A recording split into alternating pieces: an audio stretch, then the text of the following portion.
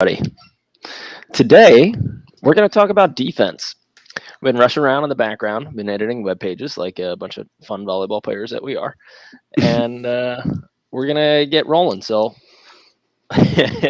you listened to podcast, our actual podcast, since we are We now did it. live on podcast feeds. And you said that it was funny because we said people are rolling in by the thousands. Hey, they are. They are. I think. I We're think they are. speaking We it actually into get more viewers existence. every week, Hey, that's a good thing. Can only yeah. go up. And I think people are starting to really enjoy it. Yeah. Well, I know So, it's fun. It's really fun for me. So, so why wouldn't it be fun for them, yeah, exactly. guys? If you're there and you're in the chat and you're in the comment section, just let us know how fun it is. It's got to be fun. If the same people keep showing up again and again, I'd say that should be indicative of a fun time. Yeah, and I'll always show up to a fun time, no matter what. I'm like 50-50. Yeah.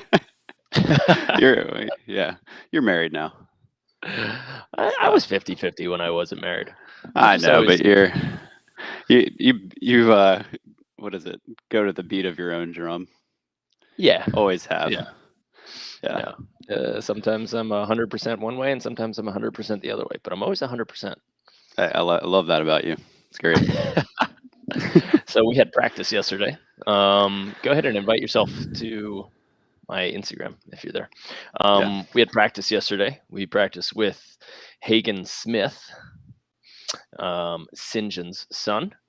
He was looking bulky as usual, and Mm-hmm. good. And then we had DJ Klasnik, Georgia Klasnik from Serbia, who was with us at our camps.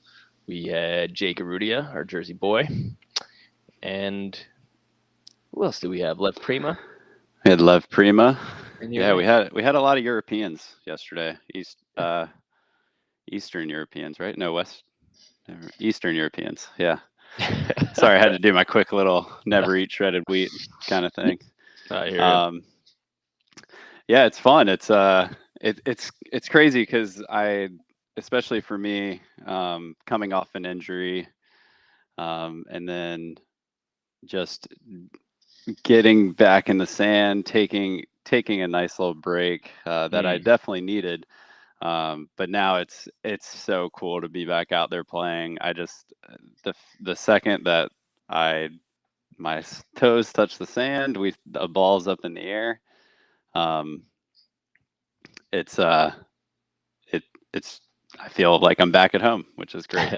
My body, on the other hand, is feeling pretty freaking sore. So I'm still doing the 75 hard. I think Nice. I'm on day 17 or something like that, which is great. Already feeling and seeing differences, which is really cool. And now this week, you and we started up the max vertical program, or not started it, but kind of continued on to it, where now I think we're in, what are we, week 3? Yeah, I kind of skipped ahead to week 3 because I've been balancing for a while. I feel good. Mm-hmm. So the first 2 weeks are just all about essentially making sure that people's bodies are woken up. So we did that foundations challenge, the 7-day foundations challenge 2 weeks ago, where take everybody through mobility and then an introduction into that prehab and rehab, all of the bands. And it's important that they go through that, because if they would have started on week 3, where we're at, I'm in pretty good shape right now and I'm sore. Yeah, you look strong, but whenever our first text in the morning isn't about work and it's about how our bodies feel, that's when you know the workout's doing its job. Yeah. So, but if they would, if you would start with that strength and you would just blast yourself from the start, that's a bad place to be before you can fix everything under lightweight. Like if you can't perform good technique with lightweight in a controlled environment, there is no way that you should be pushing heavyweight. And that's what the first, I guess, 4 weeks are about, for the max vertical program. And it works. It keeps people healthy. We had somebody from our camp who gave some critique, and she said like the warm-ups are too long, and she felt tired just doing the warm-ups, or she wasn't looking forward to it. And for me, for us, for our company, as somebody who did all of the personal training certifications, performance enhancement specialist, certified strength and conditioning specialist, a 5-year degree, it's supposed to be 4 year, 5-year degree in Ooh. exercise science, right? But I have a responsibility as a coach to make sure that our athletes stay healthy. If somebody comes to us and they're trying to learn beach volleyball, I would be doing them a disservice if I didn't teach them how to take care of their body so that they can take what we give them on the volleyball court in terms of ball skills and strategy, and then they can apply it without worrying about being knocked out for 6 weeks, 8 weeks because of an injury. And if I don't equip them with that, then I'm not equipping them with the foundation that allows them to succeed. And so, to that, if you're listening out there, thank you for the advice and the critique. But it's not something that we can stop as coaches. We cannot stop taking care of people's bodies. It's what we do, and that's why we have the programs built that we do. And not to be harsh, but I think a lot of us feel we've had this conversation before about warm-ups, but you shouldn't be completely comfortable during your warm-up. By No the end of way. your warm-up, you should feel like you did a HIIT workout almost, where you're sweating, you're a little out of breath. You're gonna recover very quickly as long as you're not overdoing it. But with the workout that we do at our camps, yes, it is a little tough, but it's necessary, and it gets people's bodies moving the way it is. And knock on wood, hopefully we can keep this going. But I haven't had a whole lot of injuries at camps either. And I think a lot of that has to do with the fact that we're spending a lot of time warming people's bodies up, letting them know what stretches stretch specific muscles, allowing them to focus more on areas of concern. And then as they're doing that, they're learning about their own bodies, and they're learning a very, very quick warm up. So it's I think it's awesome. I know I hop in there and do it every now and then, and by the end of it, I'm feeling good. And I'm a little out of breath. I'm a little sweaty, but my body feels amazing. So it's not always about just feeling, oh yeah, I'm loosening up. No, definitely not. And to be repetitive with it, I just got somebody on Instagram Live who is just said like, I'm still doing that warm up from camp, the exact same warm up from camp, and great, because I keep telling people at camp that's the same warm up that we do before every lift. Every lift, every practice. It's not like it's something little that you should skip. It's something that gets you to the next level, keeps your body healthy. And if we can continue to educate people on how to use their body and how to use it well, we're not only doing our part in volleyball, but we're doing our part against this illness that has been striking people for the last 2 months. We're doing our part for the future diseases and sicknesses because we're equipping people without any weights. We're equipping them with how to keep your body healthy, how to move, how to stay mobile.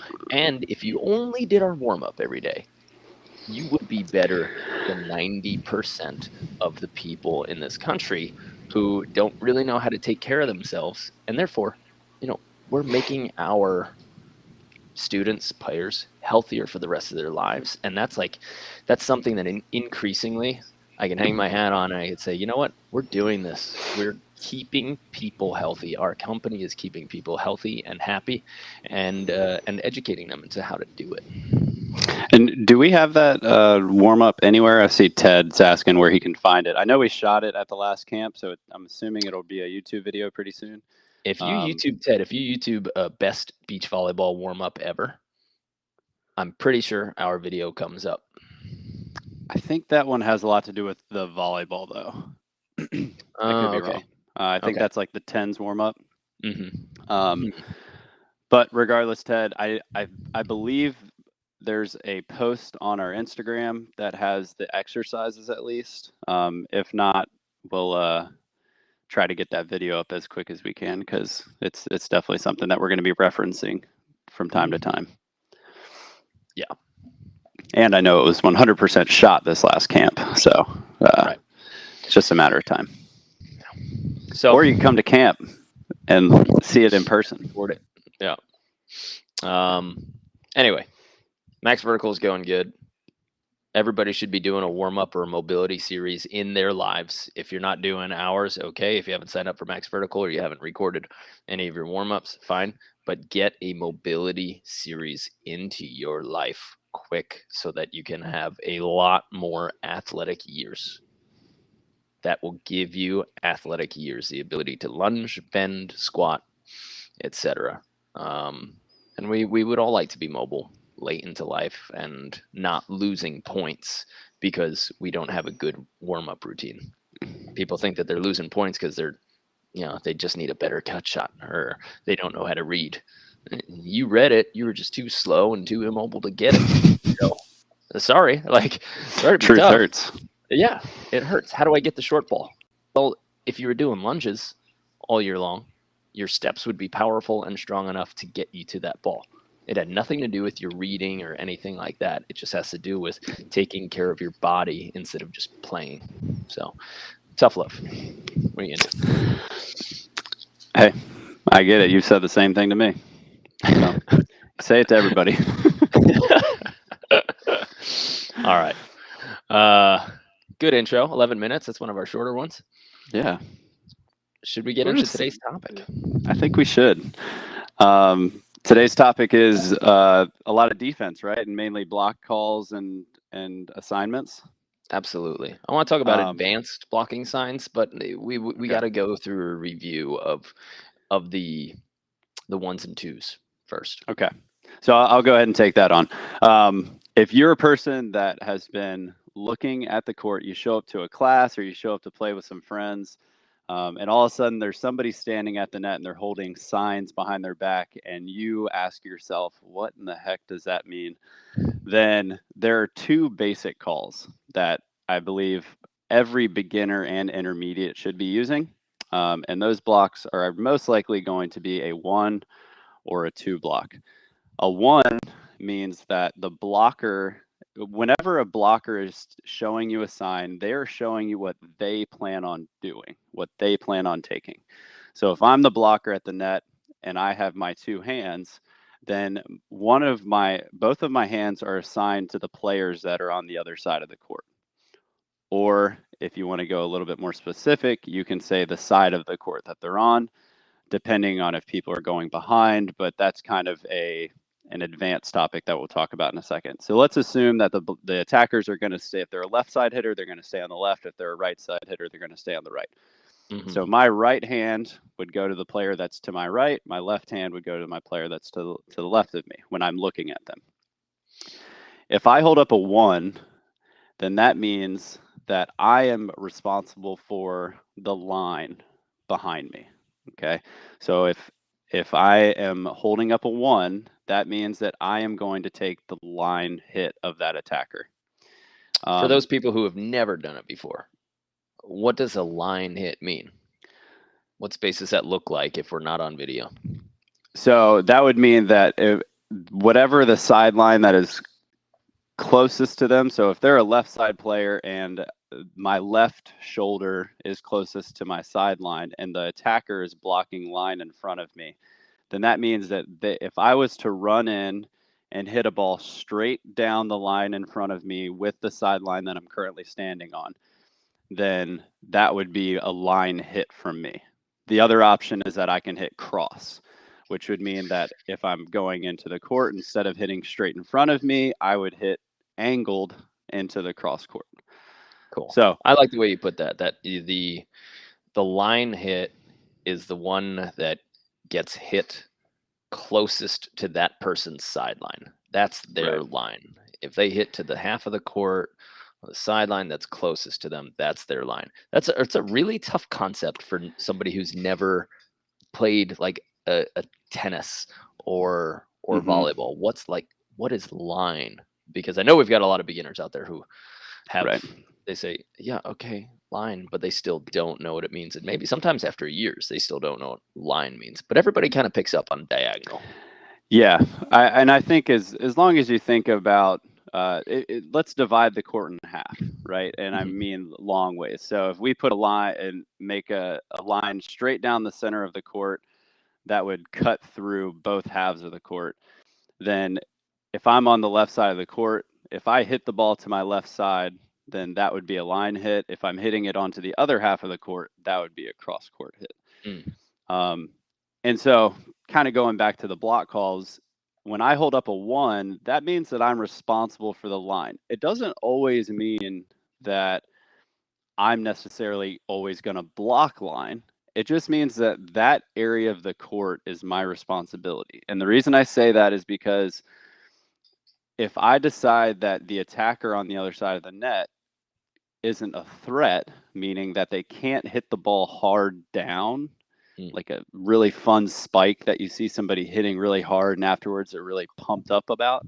Super fun. If they can't do that, then I don't necessarily need to be blocking at the net. That's my decision as a blocker if I want to stay. But if I decide that they're not a threat, meaning they can't go up and kind of make the crowd go ooh and ah, then I can pull back and defend the same spot on the court that I was planning on taking with my block. So if I hold up a 1 block or a line, this is a line as well. That'll make sense in a little bit. So 1 finger is also a line. You can remember it that way. If the person's going up and I see that they're going to hit hard, then I'm just going to jump up. I'm going to put my hands over the net. I'm going to block, and I'm going to take away what would be that straight down the line, down their sideline hit. I'm going to jump in real quick. If you're big enough to be a blocker.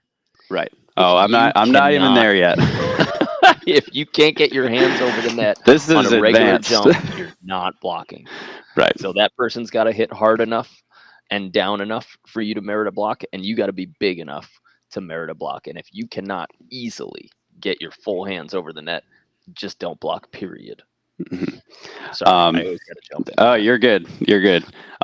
But and we'll kind of, I want to get through this a little quick because I think we've already talked about this on the podcast. But if you're not a blocker, then you turn into a net protector, and you're pretty much going to run up to the net. You're going to look the exact same as a blocker until you see that set.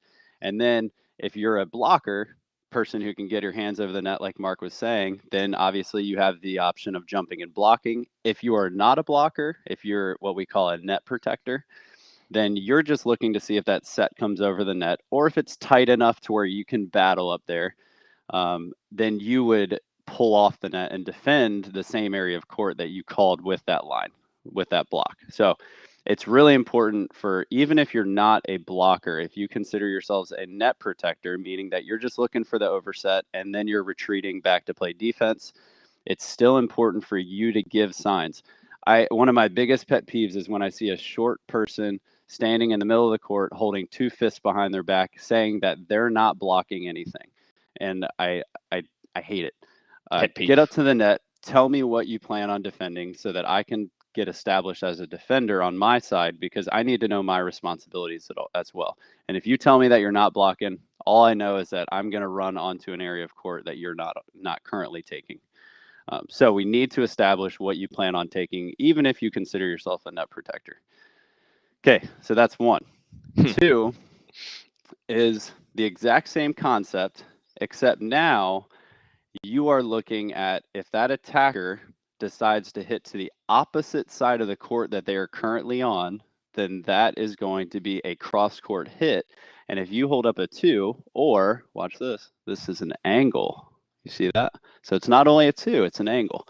2 fingers. That means that so if you hold up a peace sign, if you're at home listening, your fingers will make an angle. Yeah, your fingers will make an angle, meaning that you are going to be blocking cross. When we talk about it, we say 1s or 2s. So, but if you're looking for a little bit more understanding, you can think about a 1 looking like a line and a 2 making an angle. Yeah. Okay, so you would set up yourself in an area where when you get up over the net and you penetrate your block, that you are taking away that that attacker's cross court hit or the opposite side of the court that they're currently on, which will allow your defender to now take that line hit.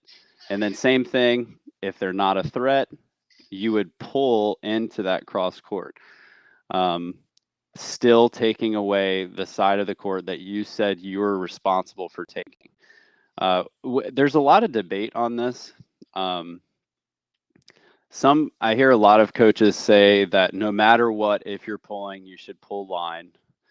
And I think that for me specifically as a coach, it's a lot easier for me to get my point across by just telling you that when you're up at the net and you show your responsibility, whether it's a line or an angle, so 1 or 2, that you stick with your responsibility unless your partner tells you otherwise. For instance, when I play with Mark, we're very good on take your responsibility. If you show me a 1 and you pull, take line. If you show me a 2 and you want to pull, take cross. But when I play with people like JM, he tells me no matter what, pull line. And that's just his specific style that he likes, but it took him having the conversation with me before I changed. And it's something that you just need to work on as a team. But if you are just starting out, if you were thinking about establishing these block calls into your game, which you definitely need to, don't be the team that just has 2 defenders in the back. You're slowing down your process of improving your overall game. I promise you that. So go with your responsibility, pull your responsibility that you call, and then that's the basic defense. So if we're just looking at basic understanding 1s and 2s or line blocks and 2 blocks. And a couple of things that I'll add on there. JM as a defender said, always pull line, even if you give me this call, right? When you're the person in the back there and the person in front of you peels, just move out of their way.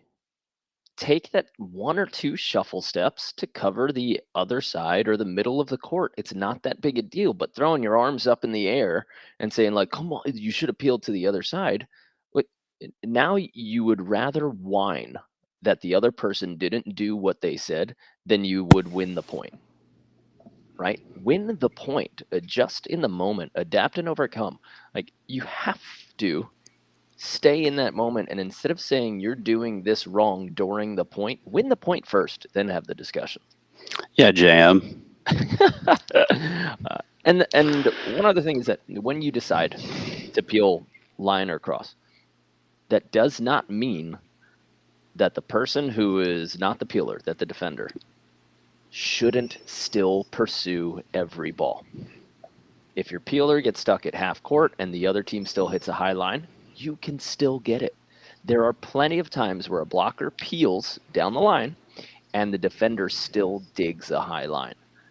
So just because you see somebody peeling or they have one half, that doesn't shut off your defensive instinct to go and get the ball.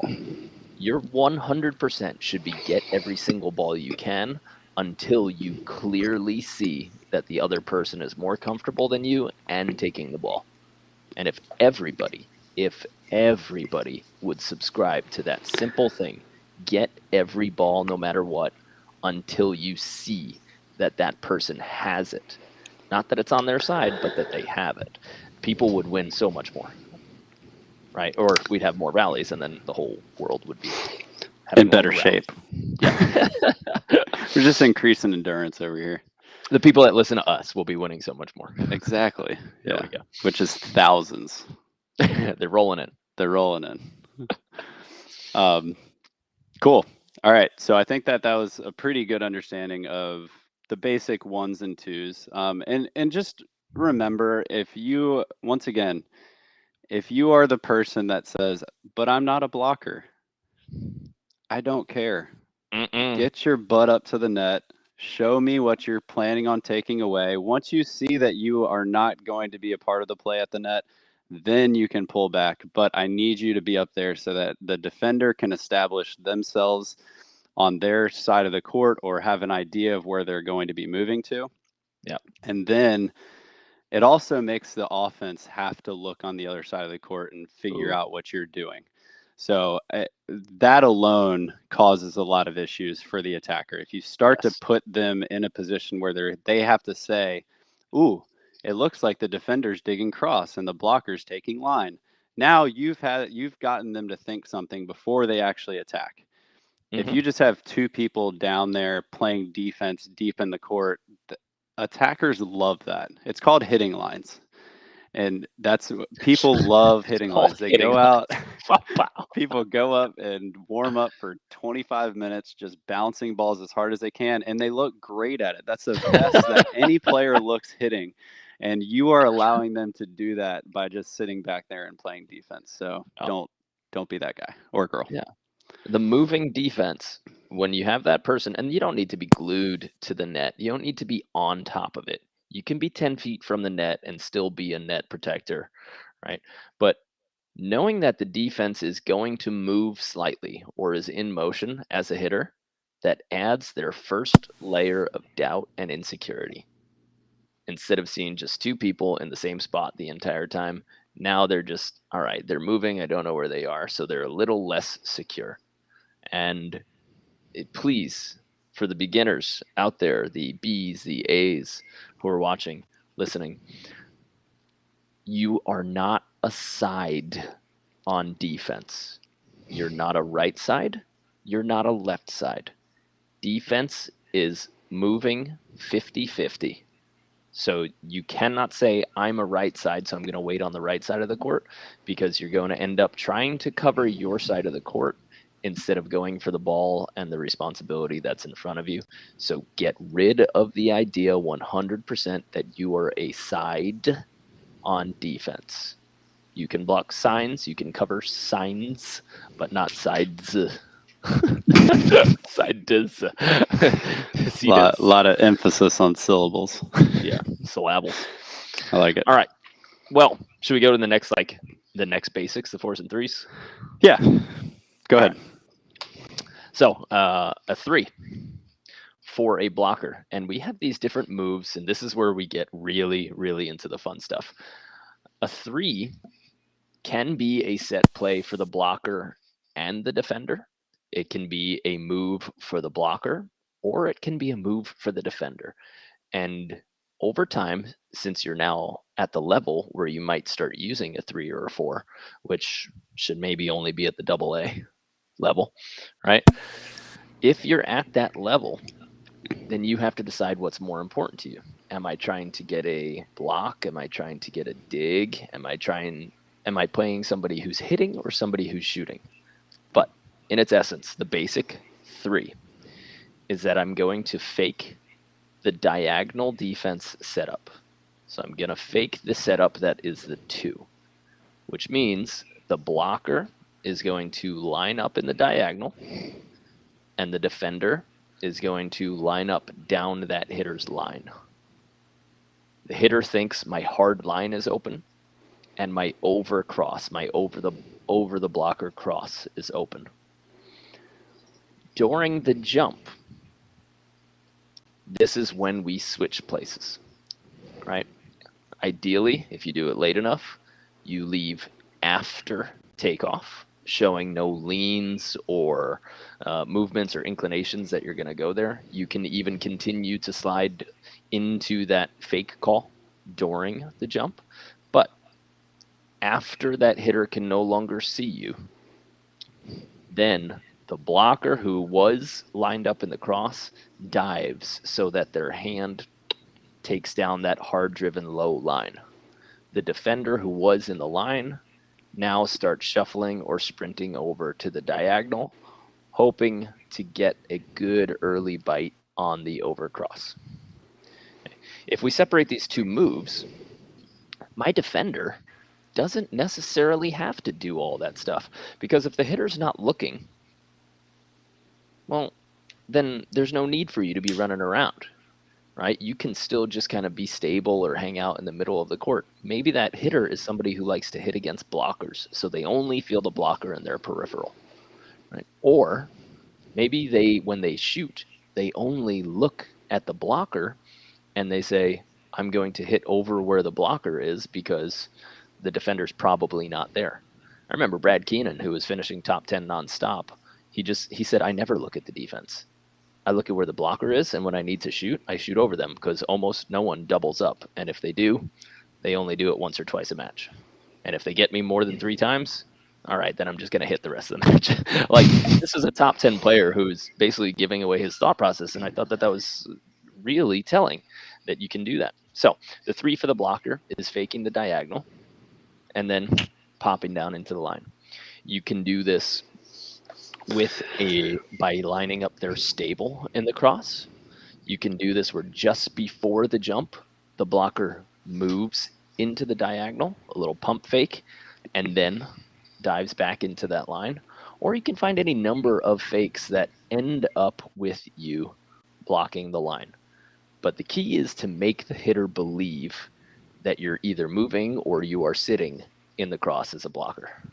The same thing goes with the defender. If they're running a 3, right, then they're doing the reverse, where you're trying to make the hitter believe that you're going to end up down the line, when in actuality, you're going to go into that diagonal.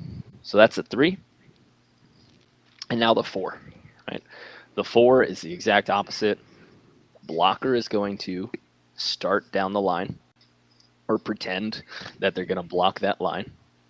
And then at the very end, they're going to jump into the diagonal to block the hard driven. I would say that the most blocks that happen, and I don't have any stats to support this, but I know how effective it is because everybody loves to hit hard cross. The most blocks will happen on a 4 move by the blocker because there's a lot of court over there. The hitter wants, then they know that there's a lot of court over there, and there's so much space that they go and they try to hit that. So if you want to get more blocks, I suggest that you run more 4s. Now, that defender is showing the attacker that they should be in the diagonal, and then at the last minute, again, they're going to sprint or shuffle down into that line, and that's where they can get that. Most people, I think, get frustrated because they give it away a little bit too early. Either the blocker gives it away or the defender gives it away, and so that hitter hits a fast ball down the line. It's usually not your job to be there in time for the fast ball down the line. So if you run a 4, right, the blocker dives into the angle, and that hitter bangs the line, it's not really the defender's job to defend that. They're trying to get you to hit high line, right? You can allow yourself to slide into that so that you can actually get the hard-driven dig, but that means that you're going to give away something because you have to be there so early that you might give yourself away and they could just shoot over. Right. Now let's get even more advanced. Let's go heavier into 3s and 4s. Go ahead. You look like you're jump. Yeah, I before you keep going, and this might be what you're going to cover, but the timing is huge. I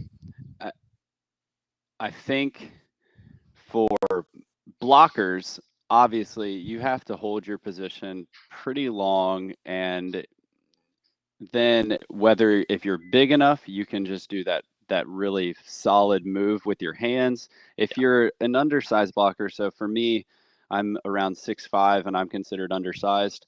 If I'm running a 4, I need to add in a little shuffle step, then complete the move, allowing that to happen. But if the defender and the blocker are not on the same page, then especially as you're leveling up as a team, players are going to see that offness of the rhythm with you and that defender. So whether it's the defender leaving too early, whether it's the blocker never establishing their specific area, you just need to make sure, all right, I'm looking at my blocker, I'm picking up the rhythm that he's going on, and I'm going to make the same move. I think a lot of defenders, when they're starting out, they find success with 3s and 4s, and they're walking to that dig.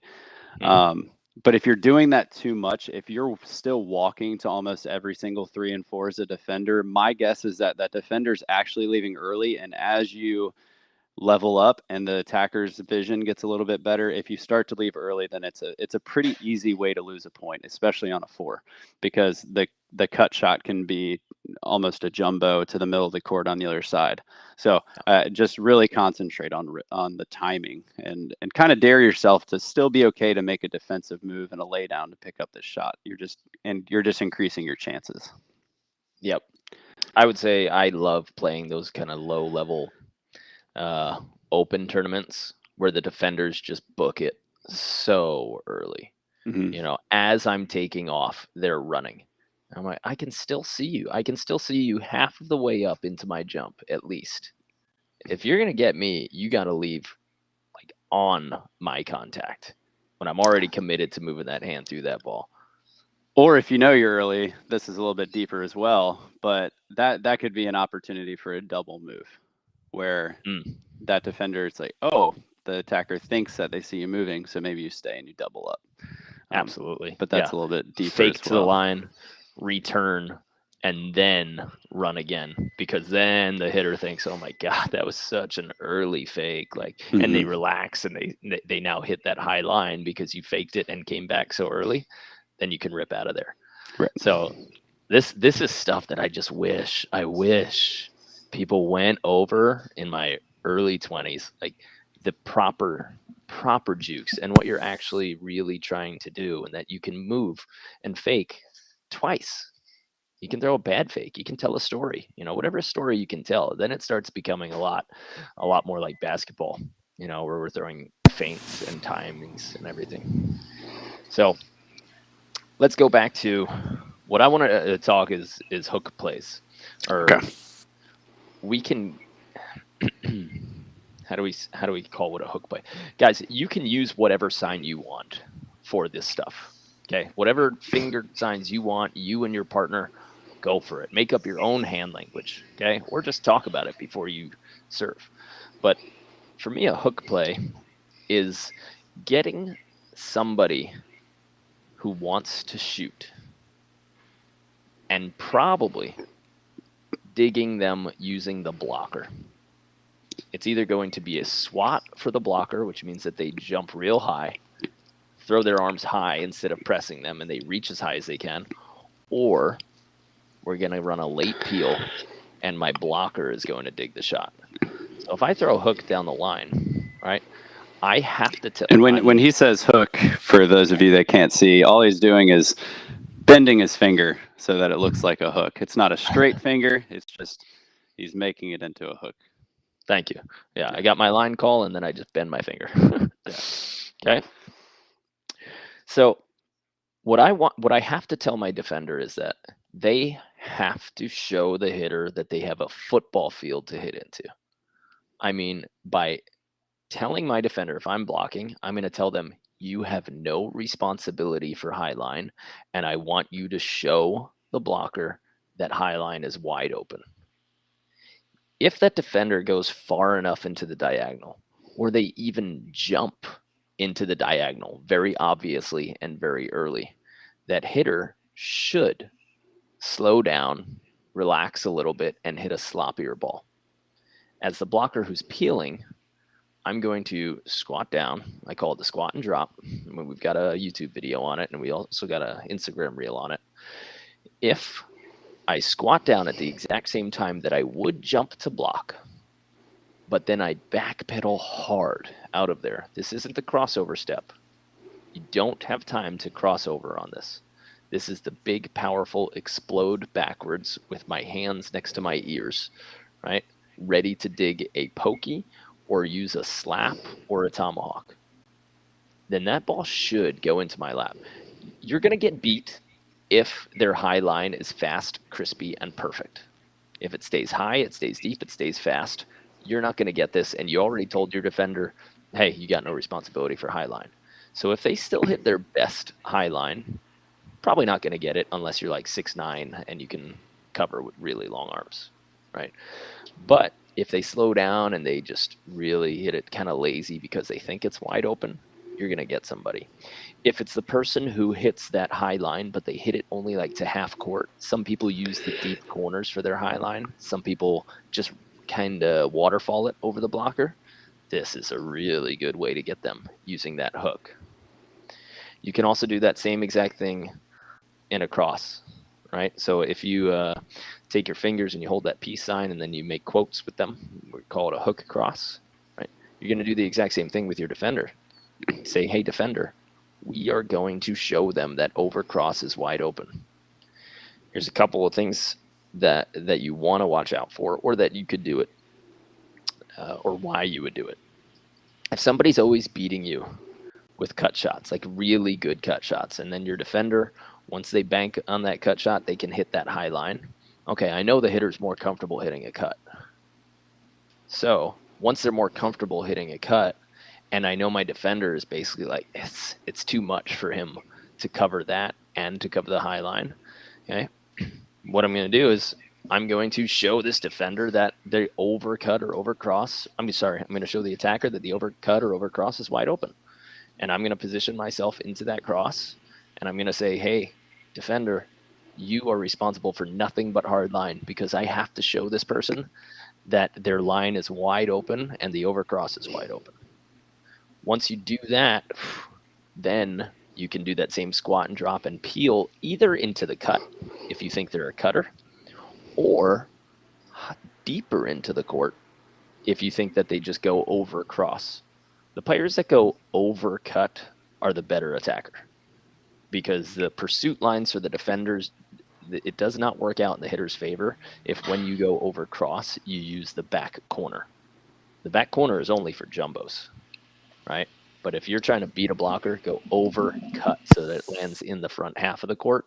That ball stays further away from the defender. So now that we've got these hooks where my blocker can either wait really long, reach high, and swat because they know that they've designed a play that makes the attacker want to hit over them. Right? You can either delay and swat, or you can peel really late.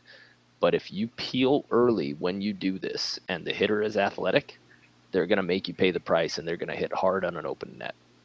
That's why we squat at the same time that we would jump for a block, and then use all of that strength that we've gotten in our quads from all of our great warm-ups and from all of our 60-day max vertical by Better at Beach.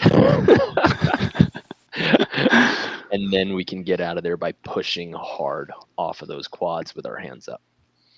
Okay, so we got those hooks right there that you can use, where the blocker is the person who's digging the shot. And those are so valuable for anybody out there who just gets beat by shooters. If you're getting beat by a shooter, you got to peel that blocker. Yeah, and it just adds one more level of the cat and mouse game, or chess, whatever, strategery that can be beach volleyball. And if you get an attacker to shoot a ball to you that is easy and you're the blocker, it does a number on that attacker, especially for the rest of that game. They're now thinking, okay, if I'm going to hit my high line, it has to be crisp, it has to be strong, it has to be deep. And maybe that creates an error, or maybe they start swinging a little bit more because they're embarrassed that one of their easy shots got picked up. Mm-hmm. So but I think it's just important. I love the 1s, 2s, 3s, 4s, the hook plays. They're all amazing, and they can all add points. But you have to remember that it's your whole game has to be made up of a specific strategy that you plan on using to help you score more points. And with each of these plays, there are some shots that you are giving up. So there are ways that other teams can beat you. For instance, when you're doing that line block and the defender's in the cross court and somebody does an overline shot as you're blocking, theoretically, that is the play that you are giving up. So obviously you don't want to give up any points, but if you're going to lose, you want the team to be beating you in the right way. Yeah. Every play is designed to have one kind of weakness. And you can't just get so pissed off that they keep making the right decision because you're choosing to give that up. If you defend in the diagonal as a defender, you can choose to defend hard cross and high line by shifting to the middle of the court, or you can choose to defend hard cross and cut shot by shifting a little bit wider. But you have to give up something, and then you have to be okay with losing that point and gathering the information of why the hitter did that. Okay, what are they comfortable? What did they see? Instead of just being pissed off every time you lose a point. Every defense has a hole, so you have to be okay with losing that point. Stop getting so pissed off every time you lose a point. Treat it as information gathering and statistical sets instead of, damn it, we lost again. And it's especially when you're thinking about the 3s and 4s, if you're at the level where you're going to start using those, before you say a sentence like the 3 block is not working on this team or the 4 block is not working on this team, you have to first answer the question that Mark brought up earlier, is what is the attacker looking at? Did the 4 block not work because the defender went too early? Are they looking at the defender? Did the 4 block not work because the blocker didn't get to block enough cross?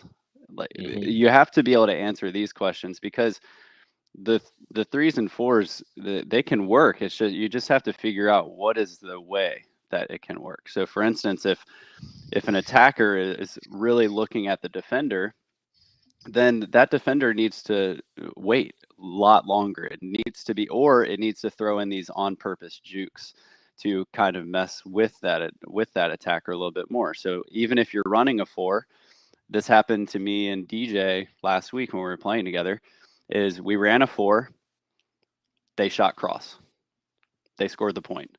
And then afterwards, when I got back again, I told DJ, I was like, hey, let's run the same play, but I want you to juke to the line and stay in the cross. And just that kind of conversation allowed us to see, okay, what is this attacker actually seeing? And how can we use that information to possibly beat them? Definitely. So it's not just about the call that you're making or what strategy you're using. It's about understanding what the other side is seeing too, because obviously you can't ask them. You can't be like, hey, what'd you see there? Yeah. What gave that away? In practice, you might be able to. You should. Sometimes you should ask that, because they might Yeah. give you a free answer. People are crazy uncomfortable with holding on to their secrets on the court. Yeah, and I'll do that sometimes, especially if I get blocked. I'll ask, was that a 4? Or something. And most of the time the blockers will be like, especially if they're your buddies, they'll be like, yeah, it was. So, but yeah, just wanted to throw that in there. Hell yeah, because you can use the correct strategy and have the wrong execution, right? If you're using the right strategy, but your defender leaves too early, just like you said, your blocker gives something away, or they were just like a half a second too early in giving something away. The strategy worked, or the strategy can work, but the execution was not there.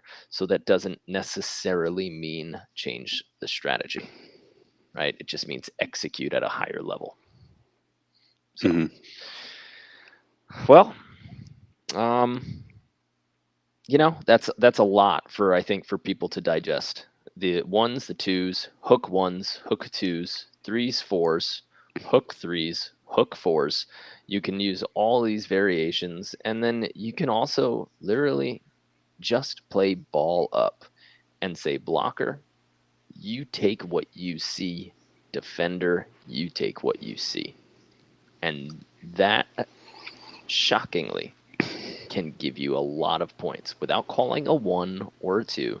Just say, believe in what you see and try to read them, instead of getting stuck into one of these strategies and thinking that you have to dive into the angle when you could grab the ball right now. Don't dive out of the way. They had an overset, grab it, take it, and finish that point. So just remember that you can just be athletes and read. If you have a great sense of reading, you can park your defender in the middle of the court and have him do nothing, and have your blocker take over somebody who is detonating on balls, right? You can sit that defender in the middle. If you're playing a shooter, don't defend cross. Don't defend line. Make this hitter make a 50-50 decision where they don't know if you're taking line or cross as the defender. And that's a great way to beat a shooter, is just do not go into the line, do not go into the cross, sit in the middle and hold until that player freezes, because they don't know which side you're giving up and which side you're taking. This has been a high level talk, and there's a lot to unwrap, and I recommend trying one new defensive play and the versions of it. Doing it with just your blocker, then doing it with just your defender, and doing it with both. But don't take this episode and then go and chuck in every single new thing into your defense, because it's going to be hard enough just to get one. So I recommend flipping with one of these plays and then your line call, base line call, and then one of these plays. But don't try to add the entire defensive playbook in one practice. Yeah, and you won't know where you're going wrong. And just one last thing, just because you call something doesn't mean you have to stick with it. Mm-hmm. So for instance, if you're running a 3 or a 4 block, then those plays, the team on the other side of the net needs to be in system.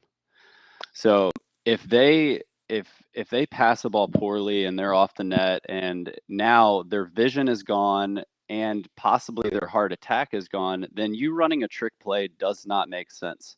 So that's when you go back to basics. You go back to letting your defender know that whether it's you holding up a sign behind your back of a 1 or a 2, depending on what you like in that situation, or something that we commonly see in the AVP and top tournaments is people will slap a butt cheek one side or the other.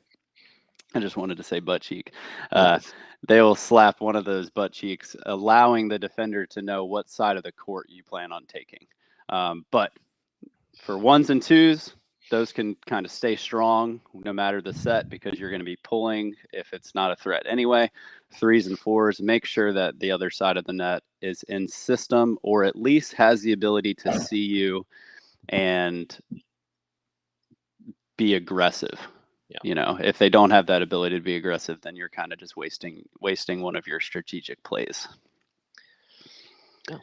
So guys, if you want to see all of these strategies play out in video and a bunch of scenarios and video analysis of pro matches, championship matches, etc., and get your own match critiqued and have us watch your strategy and your gameplay and your practice, you can go to betteratbeach.com/store right now. betteratbeach.com/store.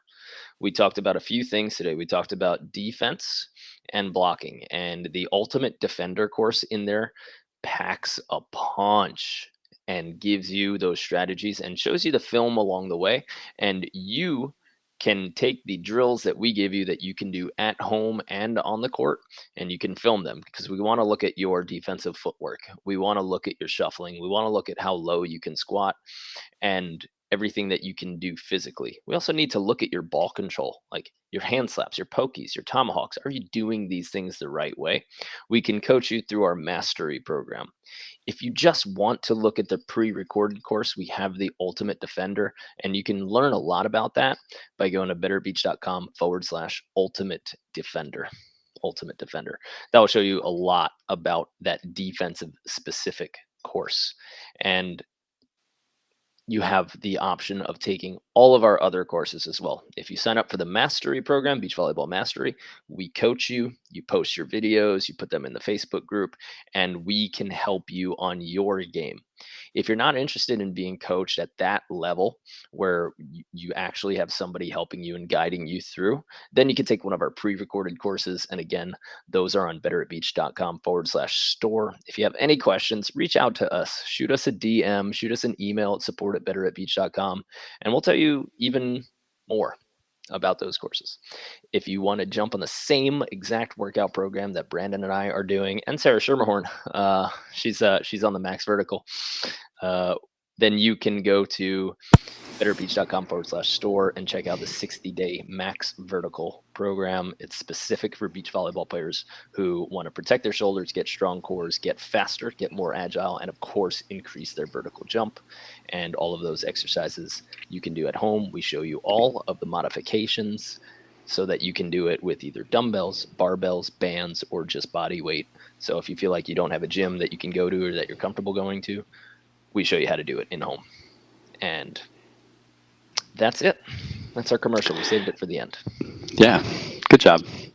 And it's quite, I will say, it is one of the best workout videos I've had the pleasure of watching, mainly just because I get a kick out of listening to Mark. But not only does he push you and make you better, but he'll give you some laughs along the way, which is always important, especially during core.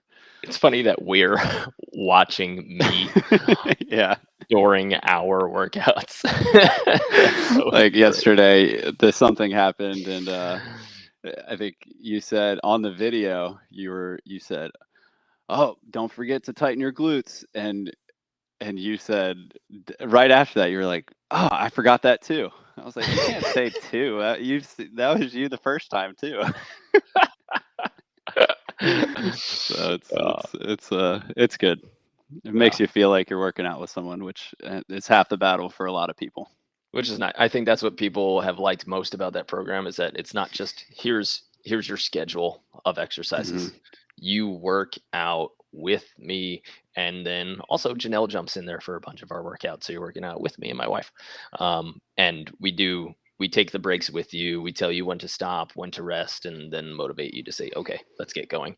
And since the video keeps playing, you get that consistent feedback throughout your exercise. So when you start losing your technique, losing your form for any of the exercises, I remind you, because I was doing the workouts while I was recording them. So every feeling that you're going to feel during that workout, I felt it along with you, and it's a great program. I'm super proud of it, and if anybody wants a beach volleyball specific program, look no further. You know. Cool. Agreed. All right. I'll handle the Q&A. You handle your landlord. I will. Yeah. I'm gonna hop off here, guys. I appreciate you. One thing I do want to say to our IG crowd is it's hard for us to the comments from Instagram don't come up on our stream. So if you are watching on Instagram and you are just listening, that's amazing. It's just one more avenue that we want to allow people to listen. But if you have questions, make sure you hop on YouTube, Facebook, so that you can actually ask us questions, because I saw a couple questions rolling in on Instagram, but it's a little bit harder for us to go back and find those. So just tune in on Facebook or YouTube. And hey, to the 40 people who are, guys, we have a podcast now. Like, you're listening to it, but you can subscribe to it. Our episodes are being uploaded. So if you go to, so we're not on Google yet. Hopefully that happens today. But on Spotify and on Apple Podcasts, search Get Better at Beach Volleyball. And you can download our episodes, and you can listen to our heavenly voices talk volley all day long. I feel so official. Good morning. Yeah, no, it's cool. I think yesterday you sent me the actual link, and just seeing the whole picture and the episodes rolling in there, it definitely made me proud. So I love what we're doing. It's very cool. And I can't wait to start getting some more guests like Logan and a few more of these rock stars to hang out with us for a little Sam bit. Pedlow hit me up the other day, or 2 days ago, saying that whenever we need him, he's ready. So awesome. So we'll get him on there soon. Hell yeah. Cool. All right. I'll see you guys later. Later. I'll stick around and I will answer questions.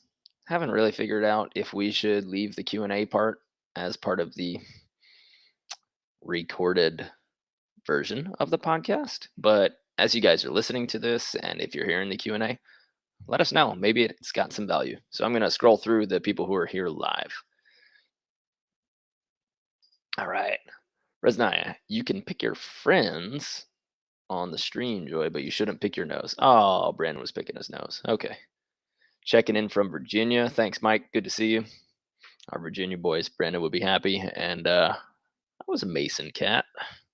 Go GMU. Max, still feeling warm ups from the camp. I love it, Max. Keep using those warm ups. They will make you better, more athletic. They'll help you last longer. Tucson coach listening in. Awesome, Ted. Appreciate it. Ted, we do have a coach specific email list that we're going to start going through some coaching reminders, advice. We know that there are tons of coaches that are better than us, more experienced, have different teams. We've Brandon and I have both coached NCAA, but we've coached indoor NCAA, and we know that the beach NCAA coaches are going through a lot with, well, with everything. But we do throw a lot of tips, reminders, and coaching to our coaches. And we always think, man, more coaches should hear this. So if you sign up for our email list, just make sure that you fill out that you are a coach, and we can start sending you just some little goodies, some things that might help you or that remind you of good stuff. All right. Guys, I don't understand what you're talking about. Can you put Portuguese subtitles? Uh, we'll try. We'll figure out how to do that someday. Where can I find the warm-ups you're discussing? Sorry, I'm new here. Okay, Ted. Yeah. I will see if Ted, if you go into Volley Chat right after this, I'm going to see if I can find our warm-up videos on YouTube. I'm pretty sure we have them, but I'm going to post it if we have it on YouTube. And if you want to do our full 60-day max vertical program, just go to betterbeach.com/store and you will see it right there. Can we talk AVP schedule? I would love to talk AVP schedule. No player can say that we're not disappointed that we don't have a schedule yet. It's frustrating to try to plan our workouts, try to plan our weeks, our lives without a tournament schedule.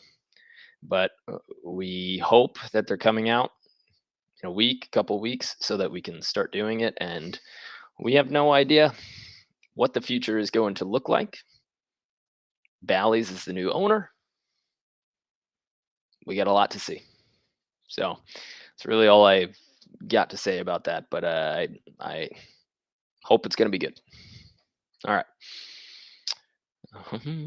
I'd love to come to Florida. You should come to a camp, Ted. I'm going to be in Gulfport tomorrow.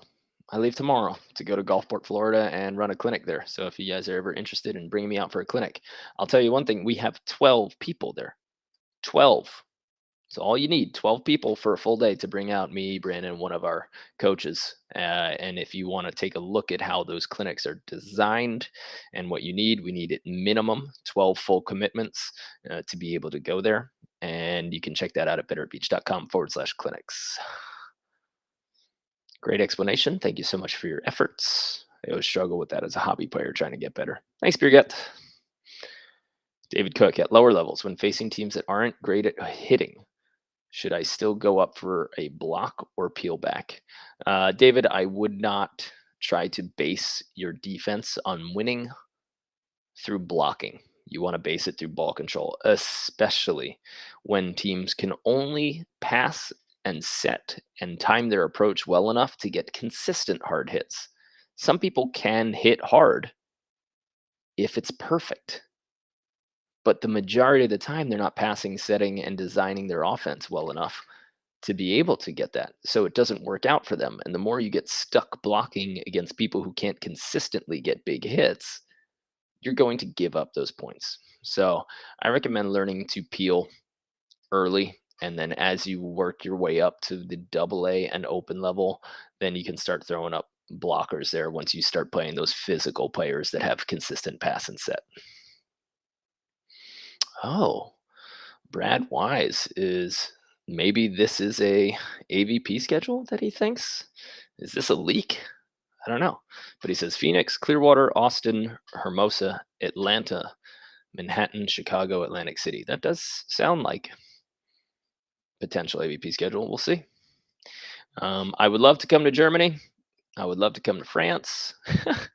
We will get Joe Rogan on our podcast soon. Thank you. Always record. I 100% agree with you, Ted. Record your videos for playing and lifting. It will help you get better so much faster. It does have value to leave the Q&A on the recording. Thank you, Eric. Yeah, maybe it's just like a post, like after the credits roll, then you can stick around and hear the live Q&A. That might be cool. Okay, Eric, thanks. Doing great with the videos. I am started with beach now and I'm playing indoor. Cool. Good luck in your endeavors, Leon. Let us know if we can do anything for your game. What is a great drill for improving defensive quickness?